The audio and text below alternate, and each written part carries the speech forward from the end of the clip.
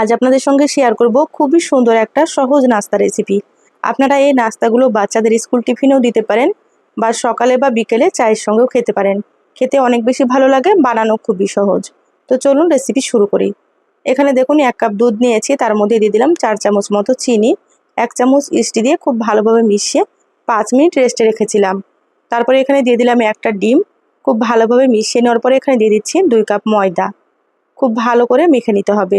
এখানে কিন্তু 2 কাপের থেকে একটু বেশি ময়দা লেগেছে। আর দিয়ে দিলাম এখানে 3 টেবিল চামচ মতো সয়াবিন তেল। আবারও সুন্দর করে একটু সময় নিয়ে মেখে নিয়েছি। এরকম একটু নরম করে মেখে নিতে হবে। ঢাকা দিয়ে 1 ঘন্টা রেস্টে রেখেছিলাম। 1 ঘন্টা পর দেখুন ময়দা ফুলে একেবারে ডবল হয়ে গিয়েছে। এবার ভেতরের বাতাসটাকে বের করে নিতে হবে। তো দেখুন বোর্ডের ওপরে শুকনো ময়দা নিয়ে নিলাম। এভাবে একটু শুকনো ময়দা দিয়ে আবারও খুব ভালোভাবে মেখে নেবেন। হাতে যদি লেগে যায় এভাবে একটু শুকনো ময়দা দিলে আর কিন্তু লেগে যাবে না। এবার হাত দিয়ে একটু চ্যাপ্টা করে বড় করে নিলাম, তারপরে এভাবে ছুরি দিয়ে কেটে নিচ্ছি। এখানে আপনারা কিন্তু আপনাদের পছন্দ মতো সাইজ করে নাস্তাগুলো তৈরি করে নিতে পারেন। তো এখানে আমি একটু বড় বড় করে তৈরি করে নিচ্ছি।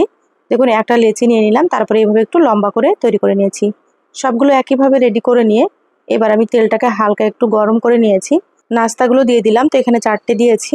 এখানে কিন্তু গ্যাসের আঁচ মিডিয়ামে রেখে একটু ভেজে নিতে হবে, খুব বেশি কিন্তু হাই হিটে ভাজা যাবে না। খুব সুন্দর কালার চলে এসেছে, আর নাস্তাগুলো ভাজতে কিন্তু সময় বেশি লাগে না। দেখুন কতটা সুন্দর হয়েছে, একবার তৈরি করে খেয়ে দেখবেন। সবাই ভালো থাকবেন, আল্লাহ হাফেজ।